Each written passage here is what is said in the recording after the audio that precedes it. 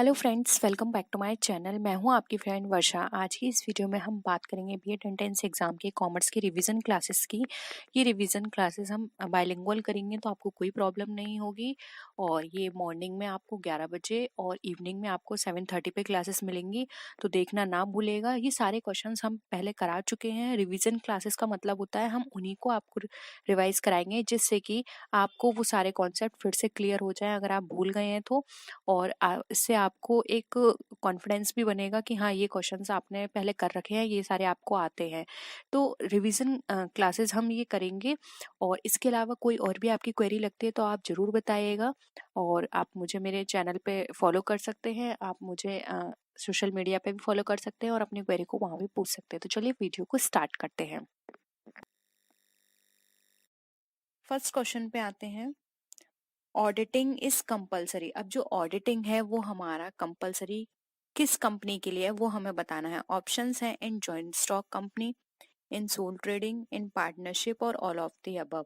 देखिए, ऑडिटिंग की बात की जा रही है तो ये आप सबको पता है। सोल ट्रेड क्या होता है? जिसमें एक पर्सन होता है और वो पर्सन में जो भी उसके प्रॉफिट्स होंगे, कंपनी के जो भी उस बिजनेस के लॉस होंगे, उसको उसी को बेयर करना है, कोई और पर्सन उसके लिए लायबल नहीं है। और पार्टनरशिप के अंदर क्या होता है? दो से अधिक लोग होते हैं, दो या दो से अधिक, और उसमें वो लोग म्यूचुअल कंसेंट से अपनी जो भी उनके कॉन्ट्रैक्ट होते हैं, जो भी वो कंडीशंस बनाते हैं, उसके बेसिस पे वो बिजनेस करते हैं। यानी इन दोनों ही बिजनेस के अंदर कोई बाहर से पार्टी नहीं आई है इन्वेस्ट करने। जबकि जॉइंट स्टॉक कंपनी में क्या होता है? कोई भी शेयर होल्डर हमें नहीं पता कहाँ रहता है, क्या है। इतने सारे शेयर होल्डर्स होते हैं जो उसमें इन्वेस्ट करते हैं, उनका पैसा उसमें लगा होता है। तो यहाँ पे कंपलसरी हो जाता है ऑडिटिंग को करना, जिससे कि ट्रू और फेयर इंफॉर्मेशन, पोजीशन, जो भी कंपनी में काम हो रहे हैं, जो भी बुक्स में प्रेजेंट की जा रहे हैं रिकॉर्ड्स, वो सही है या नहीं, ये सारी चीजें शेयर होल्डर्स को पता होनी चाहिए। और वो किससे पता करते हैं? वो पता करते हैं ऑडिटिंग रिपोर्ट से। तो यहाँ पे ऑडिटिंग हमारा कंपलसरी है जॉइंट स्टॉक कंपनी में। सोल ट्रेडिंग के लिए ऑडिटिंग कंपलसरी नहीं है, और ना ही पार्टनरशिप बिजनेस के लिए। वो ये डिपेंड करता है कि वो लोग करवाना चाहते हैं तो करवा सकते हैं, कोई कंपल्शन नहीं है। ठीक है, तो यहाँ पे ऑप्शन ए हमारा राइट आंसर हो जाएगा। नेक्स्ट क्वेश्चन पे आते हैं। अब ये क्वेश्चन भी एग्जाम में बहुत पूछा जाता है। The word audire means, audire का वर्ड जो है उसका क्या मतलब होता है? To tell, to hear, to discuss और टू शो। तो देखिए, अगर हम बात करें ऑडायर की, तो ऑडायर वर्ड जो है वो हमारा लैटिन भाषा का वर्ड है, जिससे ऑडिटिंग हमारा शब्द बना। और इसका अर्थ होता है टू हियर, यानी कि सुनना। ऑडिटिंग में भी क्या होता है? क्लाइंट की जो भी रिकॉर्ड्स होते हैं, जो वो डिस्कस करता है, वो सारे सुनकर उनको चेक करना एक ऑडिटर का काम होता है। तो यहाँ पे इसका मतलब हो जाएगा टू हियर। ठीक है, हियर होगा फ्रेंड्स, यहाँ पे हियर कर लीजिएगा, HEAR। ठीक है, टू हियर। तो यहाँ पर इसका राइट आंसर हो जाएगा बी। नेक्स्ट क्वेश्चन पे आते हैं। Statutory audit is compulsory for. अब स्टैट्यूटरी ऑडिट हमारा कंपलसरी क्यों है, ये हमें यहाँ पे बताना है। किसके लिए है? All public companies, all private companies, both private and public companies, या फिर ऑल बिजनेस एंटरप्राइजेस। तो देखिए, यहाँ पर अगर हम बात करें स्टैट्यूटरी ऑडिट की, तो यहाँ पर ये हमारा कंपलसरी किसके लिए होता है? आप बताइए कमेंट सेक्शन में जल्दी से, क्या होगा इसका राइट आंसर? देखिए, स्टैट्यूटरी ऑडिट जो होता है वो हमारा कंपलसरी होता है दोनों तरह की कंपनी के लिए, फिर वो चाहे हमारा प्राइवेट कंपनी हो या फिर हमारा पार्टनरशिप, वो सॉरी पब्लिक कंपनी हो। क्योंकि यहाँ पर कंपनी एक्ट के अंदर कुछ ऐसे प्रोविजंस बनाए गए हैं, कुछ ऐसे प्रोविजंस को इंक्लूड किया गया है जिसके द्वारा स्टैट्यूटरी ऑडिट बनाना हमारा कंपलसरी हो जाता है। तो ये कंपनीज एक्ट 2013 के अंदर सारे प्रोविजन डिस्कस किए हुए हैं। अगर आपको डिटेल में पढ़ना है तो प्लीज आप एक बार 2013 की जो भी नॉर्म्स हैं आप उनको पढ़िए, वहां पर आपको इजीली समझ में आ जाएगा कि स्टैट्यूटरी ऑडिट हमारा पब्लिक कंपनी और प्राइवेट कंपनी दोनों के लिए ही कंपलसरी कर दिया गया है। तो ऑप्शन सी यहाँ पे हमारा राइट आंसर है।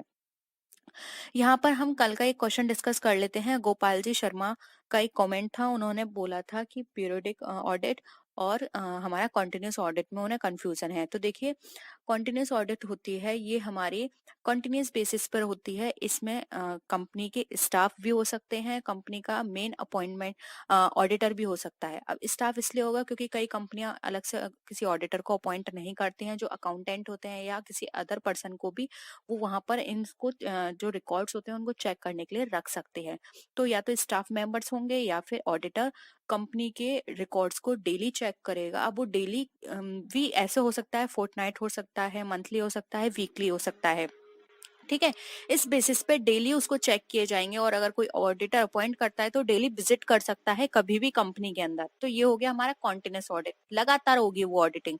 और यहाँ पर पीरियोडिक ऑडिट की बात करें तो पीरियोडिक ऑडिट वो ऑडिट होती है जो हमारी eight the end of the year होती है, और ये हमारी तभी प्रिपेयर होगी जब हमारे फाइनल अकाउंट प्रिपेयर हो जाएंगे। तो आपको पता ही है फाइनल अकाउंट हमारे लास्ट में प्रिपेयर किए जाते हैं। जब हमारी प्रॉफिट एंड लॉस अकाउंट सारे अकाउंट्स प्रिपेयर हो जाते हैं उसके बाद आता है बैलेंस शीट की बारी। जब बैलेंस शीट प्रिपेयर हो जाती है उसके बाद हमारी पीरियोडिक रिपोर्ट को प्रिपेयर किया जाता है। तो इतना ही डिफरेंस है इसमें। और हम जब टाइप्स ऑफ ऑडिट को डिस्कस करेंगे थ्योरी क्लास में तो हम वहां भी इनको डिटेल में डिस्कस कर लेंगे कि इनके एडवांटेज, लिमिटेशंस, इनके ऑब्जेक्टिव्स क्या होते हैं। आई होप ये दोनों पॉइंट आपको क्लियर हुए हैं।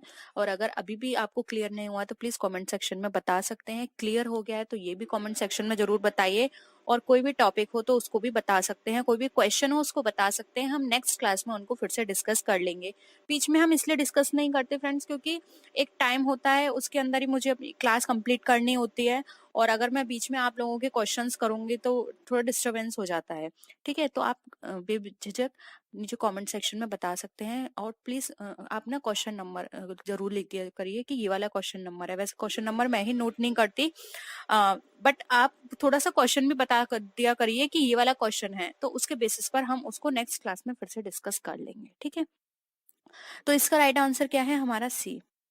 नेक्स्ट क्वेश्चन पे आते हैं। The existence of a good system of internal check reduces to a great extent of। अब हम यहाँ पर बात कर रहे हैं इंटरनल चेक की। कल हमने इंटरनल चेक से रिलेटेड बहुत सारे क्वेश्चंस किए थे जिसमें आपको इंटरनल चेक क्या होता है ये भी आपको समझ में आ गया होगा। और अगर नहीं आया है तो प्लीज कमेंट सेक्शन में बताइए, हम अपनी थ्योरी क्लास में इंटरनल चेक को भी डिटेल में डिस्कस करेंगे। ठीक है, तो यहाँ पे देखिए हिंदी में देख लेते हैं। आंतरिक जांच की एक अच्छी प्रणाली का अस्तित्व काफी हद तक कम हो जाता है किसके द्वारा? मतलब क्या कम हो जाता है उससे? ऑडिटर का वर्क कम करने की बात करता है ये, लाइबिलिटी कम हो जाती है, नाइदर वर्क नॉट द और लाइबिलिटी ऑफ द ऑडिटर, या फिर both the work and the liability. हमको बताना है कि अच्छा अगर इंटरनल चेक एक अच्छा होगा सिस्टम हमारे पास तो उससे हमारी क्या चीज क्या कमी हो कमी जो है वो हो जाएगी वहां पे। बर्डन कम हो जाएगा हमारे ऑडिटर का, या उसका काम कम हो जाएगा, उसकी लाइबिलिटी कम हो जाएगी, क्या कम हो जाएगी? तो देखिए इंटरनल चेक में मैंने आपको बताया था कि वहां पर क्या होता है। इंटरनल चेक के अंदर जो भी कंपनी होती है उसके अंदर जितने भी हमारे रिकॉर्ड्स किए जा रहे हैं डेली बेसिस पर उन सबको चेक किया जाता है कि सही वो कर रहे हैं नहीं, उनका पोस्टिंग अकाउंट में सही से हो रही है नहीं, ये सारी चीजें इंटरनल चेक के अंदर देखी जाती हैं। साथ ही साथ ये भी देखा जाता है कि जो भी स्टाफ मेंबर्स वहाँ पे काम कर रहे हैं वो डेली बेसिस पे कर रहे हैं या नहीं, उनको जितना टारगेट दिया गया है उनको उन्होंने अचीव किया है या नहीं, ये सारी चीजें इंटरनल चेक के अंदर देखी जाती हैं।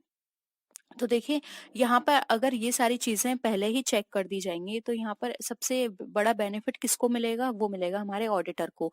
अब ऑडिटर को वो बेनिफिट किस रूप में मिलेगा अब आपको वो बताना है।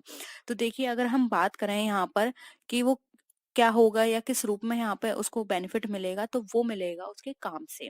क्योंकि देखिए ऑडिटर को वो सारा फिर से चेक नहीं करना पड़ेगा, वो पहले से ही इंटरनल चेक किया गया है और सही तरीके से किया गया है, तो बस उसको क्या करना होगा, वो रिकॉर्ड लास्ट में चेक करेंगे ऑडिटर, और उसके साथ ही साथ जो भी वाउचर होगा उसको उससे मिलान कर लिया जाएगा। और अगर वहां पे किसी भी तरह की कोई भी प्रॉब्लम नहीं है तो वो अपनी प्रोसेसिंग को आगे स्टार्ट करेंगे और बाद में एक रिपोर्ट आपको प्रिपेयर करके दे देंगे। तो यहाँ से क्या होगा, ऑडिटर का काम जो है वो कम हो जाएगा अगर इंटरनल चेक वहां पे किया जा रहा है। और अगर कंपनी में इंटरनल चेक नहीं किया जा रहा है तो वहां पर क्या होगा, ऑडिटर को पहले इंटरनल चेक वाला काम करना होगा, उसको पहले ये देखना होगा कि कंपनी के रिकॉर्ड सही से मेंटेन है या नहीं। अगर वही मेंटेन नहीं होंगे तब तक वो अपनी रिपोर्ट प्रिपेयर नहीं कर सकता, अपना जजमेंट नहीं दे सकता है। ठीक है, तो इंटरनल चेक से क्या होता है, वो जो ऑडिटर है उसका काम कम हो जाता है। तो ऑप्शन ए यहाँ पे हमारा राइट आंसर है। नेक्स्ट क्वेश्चन है, social audit report was first brought out by, यानी कि सोशल ऑडिट रिपोर्ट जो है वो सबसे पहले कौन लेकर आया था, टेस्को कंपनी, यूटीआई, भेल या फिर एयर इंडिया। तो देखिए यहाँ पर हम सोशल ऑडिट रिपोर्ट की बात करें, जब भी ऑडिटिंग से क्वेश्चंस आते हैं तो इस तरह के क्वेश्चंस जरूर पूछे जाते हैं कि सबसे पहले इसको किसने फॉलो किया, कौन ये कॉन्सेप्ट लेकर आया था, इसका मीनिंग क्या होता है। इस तरह के क्वेश्चंस आपको हमेशा याद रखने हैं और इस तरह के क्वेश्चंस की आपको प्रैक्टिस भी करनी है। तो यहाँ पर हम सोशल ऑडिट रिपोर्ट की बात करें तो सोशल ऑडिट रिपोर्ट सबसे पहले टेस्को के जो ओनर थे वो लेकर आए थे सबसे पहले। तो यहाँ पर राइट आंसर हो जाएगा ऑप्शन ए, टिस्को कंपनी। ठीक है, इसमें ज्यादा डिस्कस करने वाली चीज नहीं है। नेक्स्ट क्वेश्चन पे आते हैं, working papers which contain a record of the audit work done are the property of. अब यहाँ पर ये बोल रहा है कि जो काम करने वाले कागजात हैं जिसमें ऑडिट कार्य को रिकॉर्ड होता है वो हमारी संपत्ति है। किसके लिए संपत्ति कहलाई जाएगी, कंपनी के लिए, ऑडिटर के लिए, कंपनी और ऑडिटर बोथ, या फिर कंपनी लॉ बोर्ड के लिए। तो वर्किंग पेपर्स बताने हैं वो किसके लिए असेट्स कहलाए जाएंगे। देखिए यहाँ पर अगर हम बात करें कि वर्किंग पेपर्स की, अब वो वर्किंग पेपर्स किस पर्पज से क्रिएट किए गए हैं, वो बनाए गए हैं जब भी ऑडिटर ने जो भी एनालाइज किया कंपनी में, जो भी उसको फाइंडिंग्स निकल कर आई उसको उन्होंने पेपर पे लिखा है।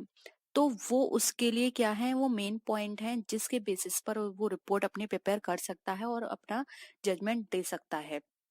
तो यहाँ पर क्या होता है, जब वो रिपोर्ट प्रिपेयर करेगा तो किसकी हेल्प से करेगा, वर्किंग पेपर की हेल्प से। और अगर वर्किंग पेपर नहीं हुए तो सबसे ज्यादा लॉस किसको होगा, सिर्फ और सिर्फ ऑडिटर को होगा, क्योंकि वो रिपोर्ट प्रिपेयर नहीं कर पाएगा। क्योंकि रिपोर्ट प्रिपेयर करने में ये वर्किंग पेपर उसकी बहुत हेल्प करेंगे।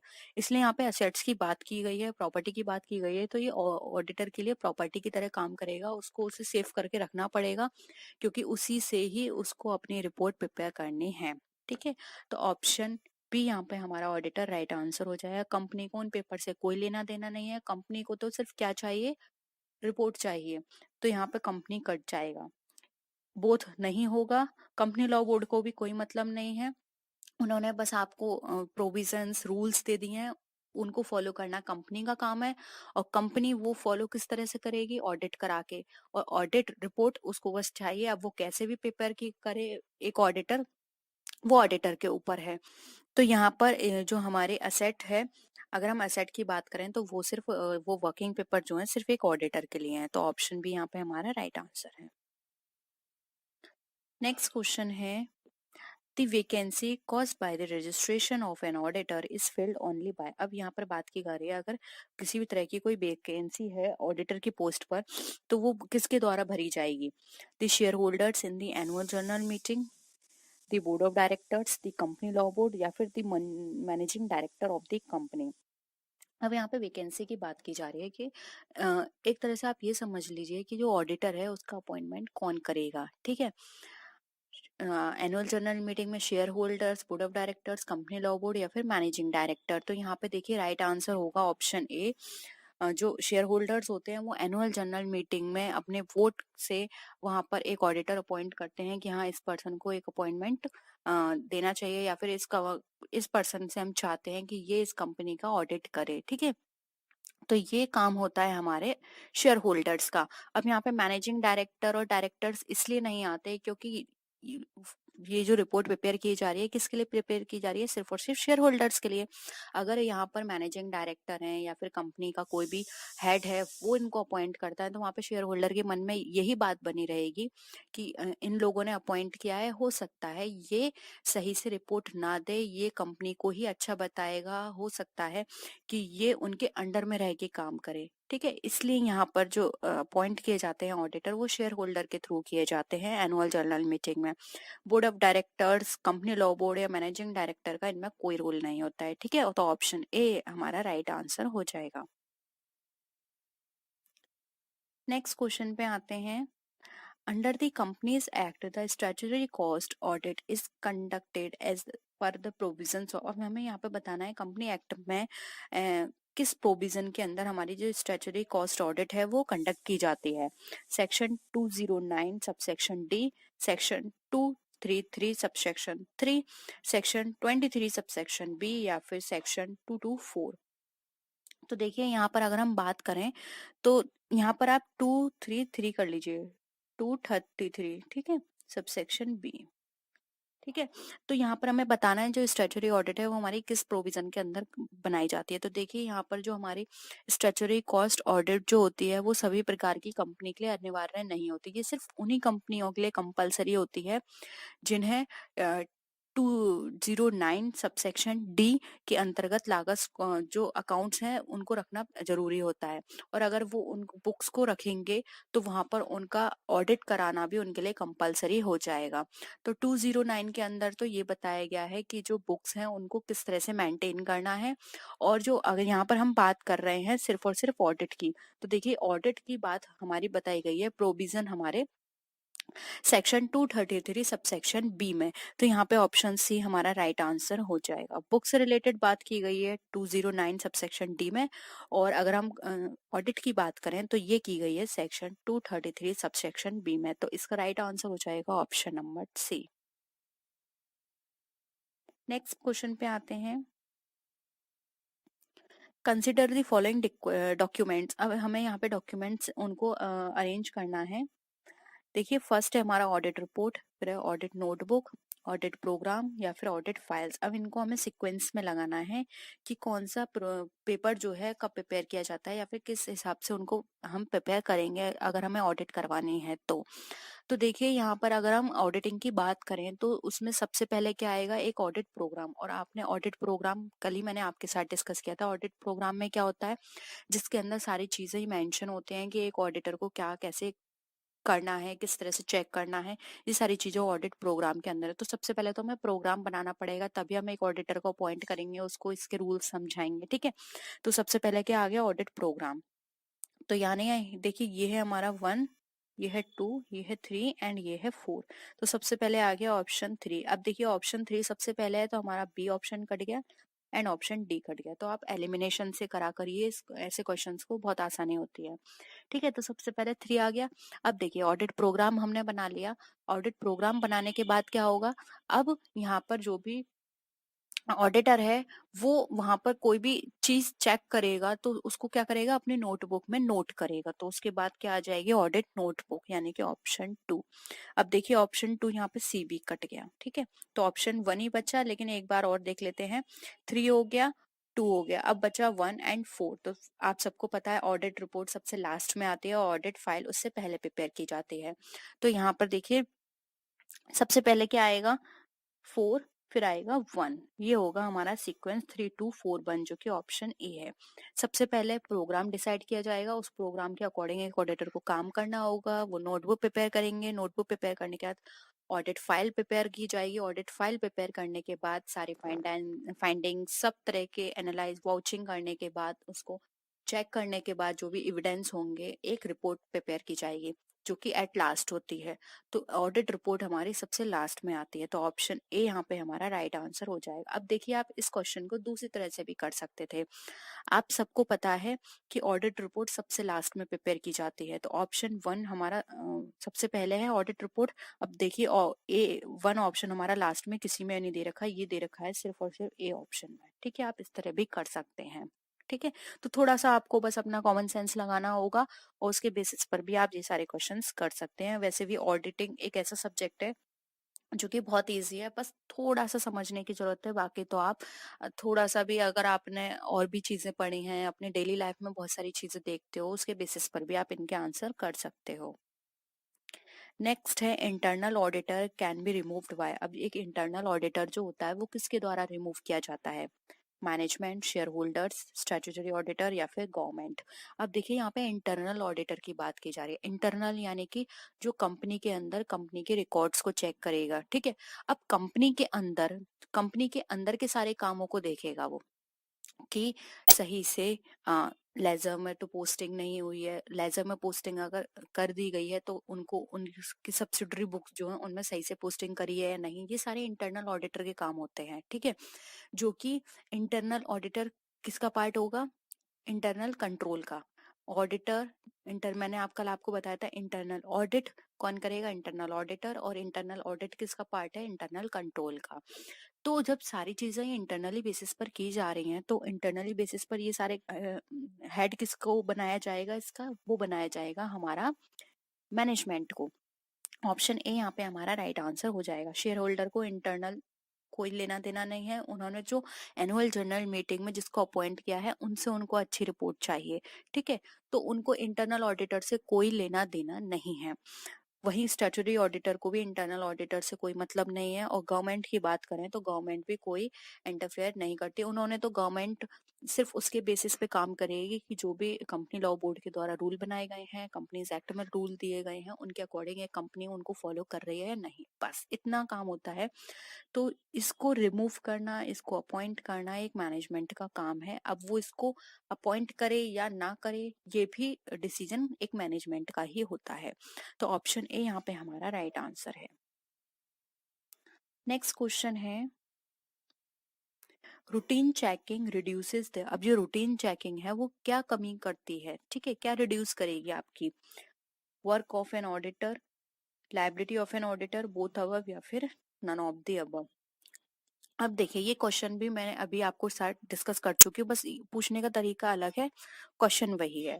अब देखिए रूटीन चेकिंग यानी कि इंटरनल चेक। अब इंटरनल चेक होगा तो उससे क्या कमी आएगी? उससे कमी आएगी एक ऑडिटर के काम में। ठीक है, तो यहाँ पे ऑप्शन ए यहाँ पे राइट आंसर हो जाएगा। एक ऑडिटर का काम जो है वो रिड्यूस हो जाएगा अगर रूटीन चेकिंग कंपनी में की जाएगी, क्योंकि सब कुछ पहले से ही सिस्टमैटिक वे में किया हुआ होगा, सारे ट्रांजेक्शन सही तरीके से होंगे और एविडेंस के प्रॉपर उनके एविडेंस वहां पे मौजूद होंगे।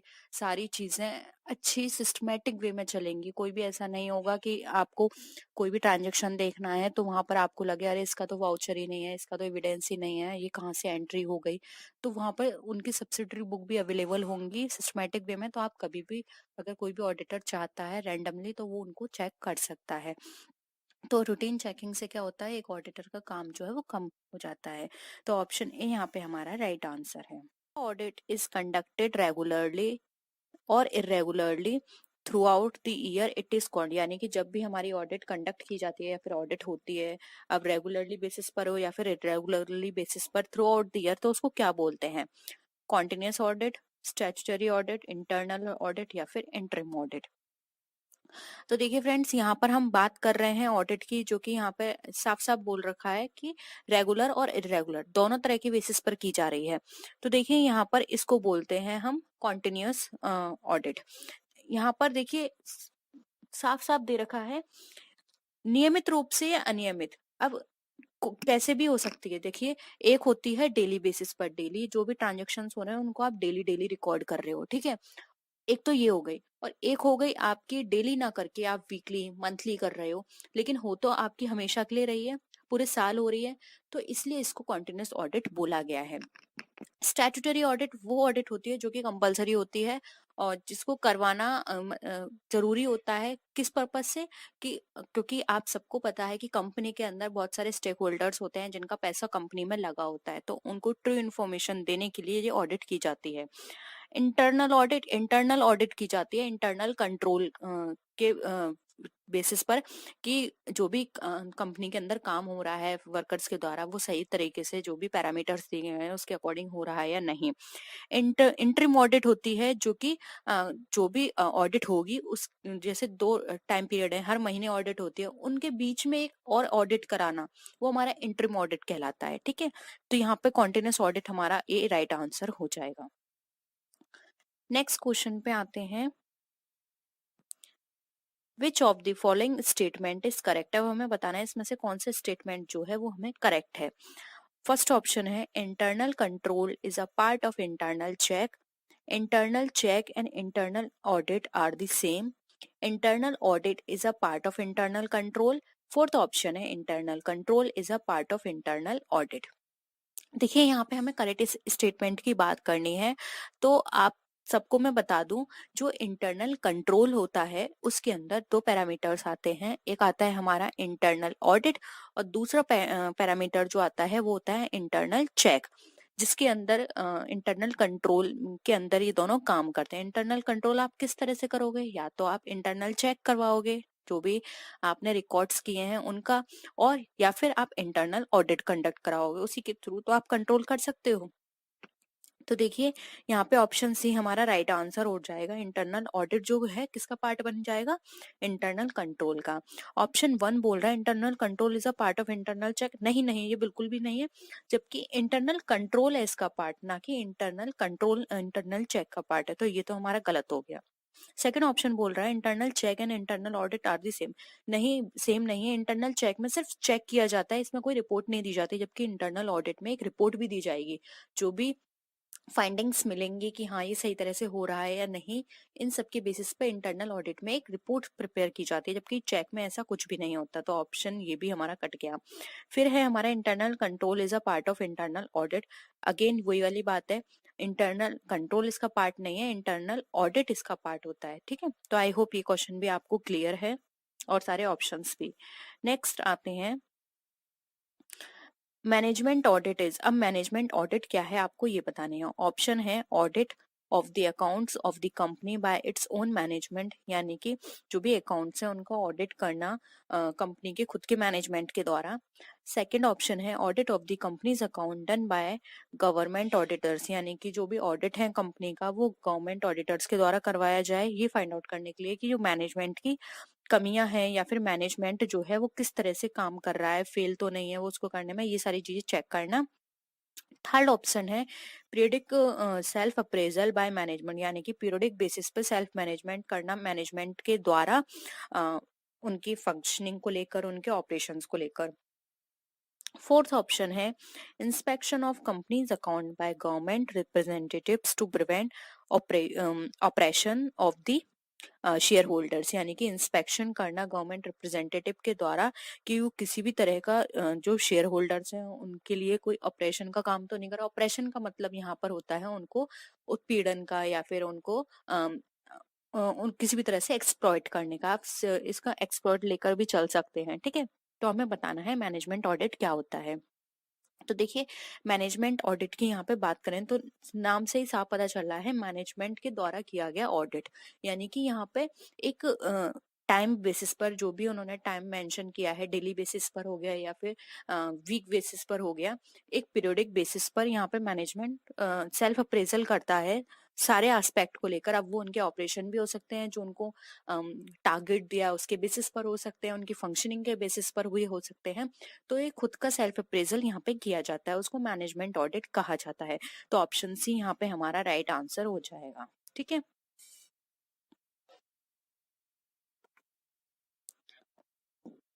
नेक्स्ट क्वेश्चन है auditing which is taken up when final accounts are ready is called. अब हमें बताना है ऑडिट जो कि अंतिम खाते के बेसिस पर तैयार किए जाता है वे क्या कहलाती है, periodic audit, continuous audit, interim audit या फिर इरेगुलर ऑडिट। देखिए यहाँ पर बात की जा रही है फाइनल अकाउंट रेडी किए जाते हैं जिसके बेसिस पर। ठीक है, यानी कि फाइनल अकाउंट प्रिपेयर हो गया उसके बाद आप ऑडिट कर रहे हैं तो उसको हम क्या बोलेंगे। तो देखिए जब फाइनल अकाउंट प्रिपेयर हो जाते हैं उसके बाद जब हम ऑडिट करते हैं तो उसको बोलते हैं पीरियोडिक ऑडिट। क्योंकि पीरियोडिक ऑडिट का मतलब यहाँ पर क्या हो गया, एक इसका समय है जो कि 1 साल बाद ही करनी है, बीच में ये कभी नहीं की जाएगी। यानी कि हर साल इसका ऑडिट होगा, और वो कब किया जाएगा ये वाली ऑडिट, वो की जाएगी जब हमारे फाइनल अकाउंट प्रिपेयर हो जाएंगे। इसलिए ऑप्शन ए यहाँ पे राइट आंसर। पीरियोडिक ऑडिट का मतलब होता है पीरियड आपने फिक्स कर दिया कि इस पीरियड पे ये ऑडिट होगी। अब वो पीरियड क्या है, जब फाइनल अकाउंट प्रिपेयर हो जाएंगे। ठीक है, कॉन्टिन्यूस ऑडिट जो कॉन्टिन्यूस बेसिस पर होती रहती है, यानी कि ये पूरे थ्रू आउट लाइफ चलेगी, ऐसा नहीं है कि अभी हो गई अब आगे कभी नहीं होगी, जो कॉन्टिन्यूस बेसिस पे चलती रहती है। इंटरिम ऑडिट होती है, दो ऑडिट के बीच में एक ऑडिट कंडक्ट कराई जाती है, अचानक से हो सकती है, उसको बोलते हैं हम इंटरिम ऑडिट। इरेगुलर ऑडिट होती है, इसका कोई टाइम नहीं है, ये कभी भी कंडक्ट कराई जा सकती है, इसको इसलिए बोलते हैं हम इरेगुलर ऑडिट। ठीक है, नेक्स्ट क्वेश्चन पे आते हैं।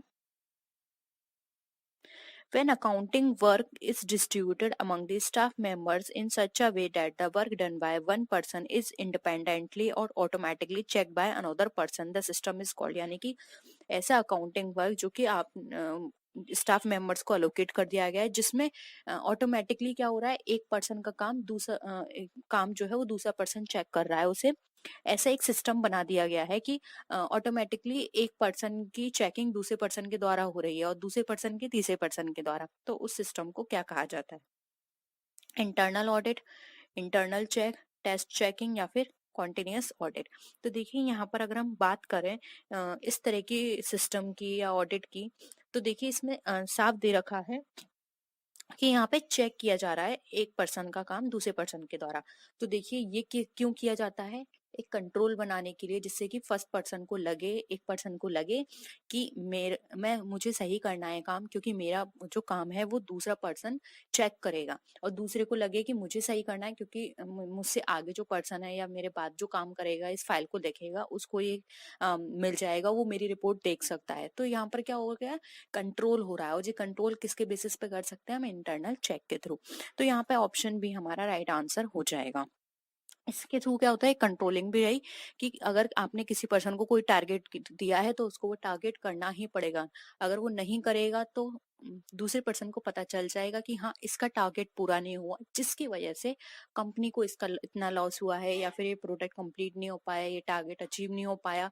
तो यहाँ पर हर किसी को पता रहेगा कि एक दूसरे की रिपोर्ट के बारे में। ठीक है, तो ये कंट्रोलिंग करने के लिए इस तरह का सिस्टम बनाया जाता है। तो इंटरनल चेक इसका राइट आंसर हो जाएगा, option B.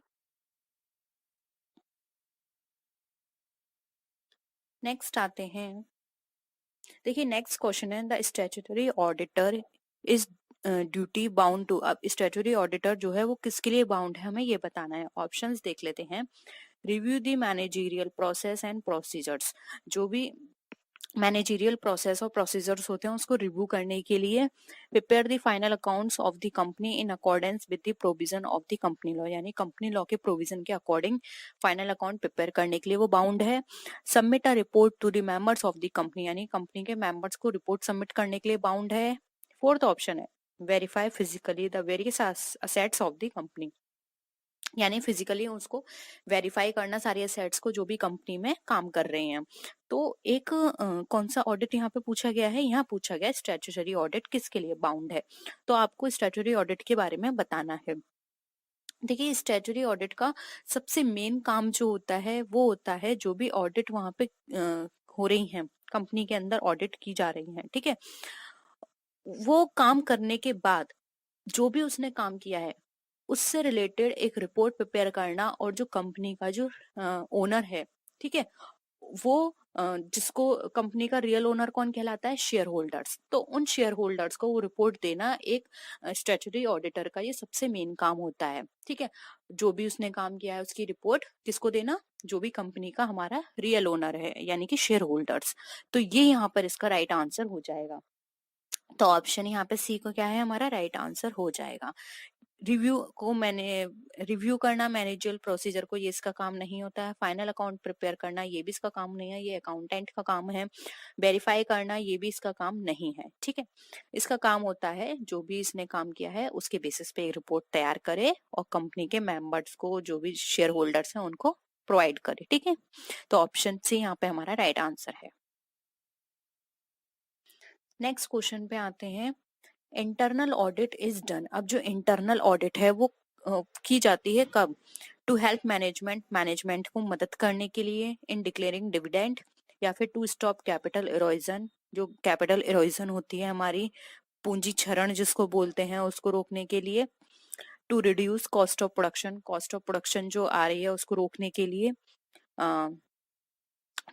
To guide in price fixation, जो प्राइस फिक्सेशन है उसमें उनकी मदद करने के लिए कि इतना प्राइस होना चाहिए आपको प्रोडक्ट का। ठीक है, तो हमें इंटरनल ऑडिट में क्या करता है काम, हमें ये बताना है। तो देखिए यहाँ पे इंटरनल ऑडिट की यहाँ पे बात करें तो इंटरनल ऑडिट में क्या होता है कि जो भी कैपिटल का काम है, कैपिटल किस हिसाब से यूज की जा रही है, कैपिटल किस तरह से ज्यादा बेटर वे में हम उसको यूटिलाइज कर सकते हैं, ये काम करना होता है हमारा इंटरनल ऑडिट का। तो यहाँ पर इसका जो राइट आंसर होगा वो होगा टू स्टॉप कैपिटल इरोजन। ठीक है, क्योंकि एक संस्था के जितने भी हिसाब किताब होते हैं उनको समय समय पर कितना सैलरी दी गई है, कर्मचारियों के द्वारा क्या कैसे सारा सिस्टम है करना है, ये सारी चीजें हमारे इंटरनल ऑडिटर देखता है। तो इंटरनल ऑडिट के अंदर ये सारे काम किए जाते हैं। अब बात करें इंटरनल ऑडिट की, तो देखिए to help management in declaring dividend, ये फाइनल अकाउंट से हो जाएगा। ठीक है, to reduce cost of production, ये भी अकाउंट्स प्रिपेयर किए जाते हैं, वहां से हेल्प हो जाएगी। To guide in price fixation, again हम जो भी अकाउंट्स प्रिपेयर करते हैं उनके बेसिस पर हम इजीली यहाँ पे पता लगा सकते हैं कि हमारे को जो बजट प्रिपेयर किया गया है, जो अकाउंट्स प्रिपेयर किए गए हैं, वहां से हम इनको गाइडेंस मिल सकती है कि हमें अपने प्राइस कितने रखने हैं। ठीक है, तो ये यहाँ पर हेल्प नहीं करेगी, इंटरनल ऑडिट हेल्प करेगी कैपिटल इरोजन को स्टॉप करने में। ठीक है, तो ऑप्शन बी यहाँ पे हमारा क्या हो जाएगा, राइट आंसर हो जाएगा। नेक्स्ट क्वेश्चन पे आते हैं, internal control covers the following. अब देखिए आप, मैंने पहले क्वेश्चन में आपको सीधे सीधे जो बताया था वो एग्जैक्ट यहाँ पर अप्लाई होगा। इंटरनल कंट्रोल में मैंने आपको 2 पॉइंट बताए थे, उसी के बेसिस पर आपको आंसर करना है। फर्स्ट है statutory audit, internal audit and internal check, internal check and internal audit, internal check, internal audit, statutory audit and physical control of assets। Third option, last option है हमारा internal check, internal audit, statutory audit and physical control of assets. तो हमें बताना है internal control के अंदर कौन कौन से 2 एस्पेक्ट कवर होते हैं, या फिर 3 या 4। ठीक है, तो देखिए मैंने आपको स्टार्टिंग में बताया था कि इंटरनल कंट्रोल हम क्यों करते हैं, ये देखने के लिए कि जो भी टारगेट, जो भी ड्यूटीज दी गई हैं वो सही से हो रही हैं या नहीं, जो भी पर्सन कंपनी में काम कर रहा है उसके जो भी जॉब एलोकेट की गई है उसको वो सही से कर रहा है या नहीं, ये देखना होता है। ठीक है, अब ये आप कैसे चेक करेंगे, तो इसको चेक करने के कंट्रोल, इंटरनल कंट्रोल में 2 एस्पेक्ट थे। फर्स्ट था हमारा इंटरनल चेक एंड सेकंड था हमारा इंटरनल कंट्रोल। इसके बेसिस पर आप कर सकते हैं, बाकी के ऑप्शंस की जरूरत नहीं है आपको, सिर्फ इन 2 के बेसिस पर आप ये सारी चीजें पता लगा सकते हैं। तो देखिए यहाँ पे ऑप्शन बी में internal check and internal control हमें दे रखा है, सॉरी इंटरनल ऑडिट, जिसके बेसिस पर हम इंटरनल कंट्रोल कर सकते हैं। तो यहाँ पर यही पूछा गया है कि इंटरनल कंट्रोल में क्या क्या चीजें कवर की गई हैं, तो ये 2 चीजें हैं, internal check and internal audit, जो इसके अंदर कवर किया गया है। स्टैट्यूटरी ऑडिट हमारा इंटरनल काम नहीं होता, ये एक्सटर्नल काम है। मैंने आपको बताया ये इसकी रिपोर्ट किसको जाती है, शेयर होल्डर्स को, जो कि हमारे एक्सटर्नल पार्टी हैं। ठीक है, और इसके अलावा देखिए फिजिकल कंट्रोल ऑफ असेट्स, ये भी हमारा इंटरनल कंट्रोल का काम नहीं है। हमारा इसमें कवर होती है सिर्फ 2 चीज, internal check and internal control, क्योंकि internal check and internal audit, sorry internal audit, जिसमें ये हमारे असेट्स भी यहाँ पे कंट्रोल कर ली जाएगी, जो भी हमारे स्टैट्यूटरी ऑडिट है, ये सारी चीजें ही हमारे हमारी इन 2 चीजों में कवर हो जाएंगी। ठीक है, तो यहाँ पर ऑप्शन बी हमारा राइट आंसर हो जाएगा। नेक्स्ट क्वेश्चन है, internal auditor in a company is appointed by. अब जो इंटरनल ऑडिटर है वो कंपनी में अपॉइंट किया जाता है किसके द्वारा, share holders, management, central government, या फिर द कंपनी लॉ बोर्ड। तो यहाँ पर बात करें इंटरनल ऑडिटर की कंपनी में किसके द्वारा अपॉइंट किए जाते हैं, तो ये अपॉइंट किए जाते हैं इंटरनल ऑडिटर मैनेजमेंट के द्वारा। तो ऑप्शन बी यहाँ पे हमारा राइट आंसर है। ठीक है, नेक्स्ट है internal auditor is helpful in respect of. Internal auditor जो है वो हेल्पफुल होता है किस रेस्पेक्ट में, इंटेंसिव ऑडिटिंग के हेल्प में के रूप में, लीगल ऑडिटिंग, इंटरनल चेकिंग, या फिर preventing the errors and frauds के लिए। तो इंटरनल ऑडिटर की बात करें तो इंटरनल ऑडिटर का काम होता है जो भी कंपनी के अंदर कार्य किए जा रहे हैं, फंक्शंस हो रहे हैं, उन सब की डीप स्टडी करना है, जिससे कि जो भी प्रॉब्लम है उसको इजीली फाइंड आउट किया जा सके। ठीक है, तो इंटरनल ऑडिटर का काम होता है कैसा, इंटेंसिव ऑडिटिंग का। ठीक है, तो ऑप्शन ए यहाँ पे हमारा राइट आंसर हो जाएगा, जिसके अंदर लीगल ऑडिटिंग, इंटरनल चेकिंग और preventing of errors and frauds, ये तीनों पॉइंट हमारे किस में कवर हो जाएंगे, ये हमारे इस पॉइंट में कवर हो जाएंगे। क्योंकि जब डीप स्टडी होगी, डीप ऑडिटिंग होगी, तो ये सारे पॉइंट्स जो हैं वो इसमें कवर होंगे और ये सारे इजीली फाइंड आउट हो जाएंगे। तो ऑप्शन ए यहाँ पे हमारा राइट आंसर हो जाएगा। नेक्स्ट क्वेश्चन है, for which of the following types of enterprises and independent financial audit is required statutorily. यानी कि अब इसमें हमें बताना है कि किस प्रकार के उद्यमों और स्वतंत्र वित्तीय लेखा परीक्षा के लिए वैधानिक रूप से आवश्यक है। कंपनी में, पार्टनरशिप फॉर्म में, हिंदू अनडिवाइडेड फैमिली या फिर रजिस्टर्ड फॉर्म में। तो यहाँ पर अगर हम बात करें इंडिपेंडेंट फाइनेंशियल ऑडिटर की, ऑडिट की, तो देखिए यहाँ पर अगर हम बात करें तो कंपनीज के अंदर ये रखना अनिवार्य हो जाता है। तो ऑप्शन ए यहाँ पे हमारा राइट आंसर हो जाए। जबकि पार्टनरशिप फॉर्म में डिपेंड करता है मेंबर्स पे, हिंदू अनडिवाइडेड फैमिली में भी उनकी मेंबर्स में डिपेंड करता है, और रजिस्टर फॉर्म में भी। जबकि कंपनी में क्यों कंपलसरी होता है? क्योंकि कंपनी में बाहर की पार्टियां भी इन्वॉल्व होती हैं, उनका इन्वेस्टमेंट होता है, इसलिए यहाँ पर एक ऑडिट होना कंपलसरी होता है। ठीक है, तो ऑप्शन ए यहाँ पे हमारा राइट आंसर हो जाएगा। नेक्स्ट क्वेश्चन है, audit at the end of the year is known as. अब जो ऑडिट होती है at the end of the year, उसे क्या कहा जाता है? Periodic audit, standard audit, interim audit या फिर कॉन्टिन्यूअस ऑडिट। तो देखिए यहाँ पर अगर हम ऑडिट की बात करें जो कि eight the end of the year होती है, तो उसको अभी मैंने आपको एक क्वेश्चन में डिस्कस किया था, उसको बोलते हैं पीरियोडिक ऑडिट। तो ऑप्शन ए यहाँ पे हमारा राइट आंसर है। नेक्स्ट है, internal check is a part of. Internal check किसका पार्ट है ये बताना है। Internal audit, internal control, annual audit या फिर स्टैट्यूटरी ऑडिट। अभी अभी मैंने आपको ये समझाया था, ये हमारा इंटरनल कंट्रोल का पार्ट है। तो ऑप्शन बी यहाँ पे हमारा क्या हो जाएगा? राइट आंसर हो जाएगा। नेक्स्ट है, a written plan containing details regarding the conduct of a particular audit is called. अब एक रिटन प्लान है जिसके अंदर सारी डिटेल्स हैं हमारी, किस तरह से कंडक्ट होगी ऑडिट उसके बारे में, उसको क्या कहा जाता है? Audit programme, audit memorandum, audit notebook या फिर नन ऑफ दीज। तो अगर हम ऐसे रिटन प्लान की बात करें तो देखिए इस प्लान जिसके अंदर सारे चीजों के बारे में मेंशन होता है, क्या कैसे करना है, उसको बोला जाता है ऑडिट प्रोग्राम। ठीक है, जिसमें अंकेक्षण से संबंधित सारी चीजें डिटेल में डिस्क्राइब की गई होती हैं, जिसके बेसिस पर उसको सारी अपनी ड्यूटीज करनी होती हैं। तो ऑप्शन ए यहाँ पे हमारा राइट आंसर हो जाएगा, ऑडिट प्रोग्राम। नेक्स्ट क्वेश्चन है, scope of internal audit is determined by. अब जो इंटरनल ऑडिट का जो स्कोप है वो डिटरमाइन किसके द्वारा किया जाता है? Share holders, management, provision of companies act 1956 या फिर ऑल ऑफ द अबव। तो देखिए यहाँ पे इंटरनल ऑडिट के स्कोप की बात करें तो इंटरनल ऑडिट का जो स्कोप होता है वो हमारा यहाँ पे निर्धारित किया जाता है मैनेजमेंट के द्वारा, क्योंकि यहाँ पे इंटरनल की बात की जा रही है। तो इंटरनल की सारी एक्टिविटीज कौन देखते हैं? मैनेजमेंट देखता है। तो ऑप्शन बी यहाँ पे हमारा राइट आंसर हो जाएगा। ये मैनेजमेंट का काम होता है कि एक इंटरनल ऑडिट को क्या कैसे चीजें करनी है, उनको कितने रिस्ट्रिक्शंस देने हैं, उनको कितनी पावर देनी है, ये सारा काम हमारे मैनेजमेंट का होता है। तो ऑप्शन बी यहाँ पे हमारा राइट आंसर है। तो ये थे हमारे आज के क्वेश्चंस। आई होप आपको वीडियो पसंद आया होगा। वीडियो पसंद आए तो वीडियो को लाइक कीजिए, फ्रेंड्स के साथ शेयर कीजिए, और किसी भी तरह की कोई भी क्वेरी हो तो प्लीज जरूर बताइएगा।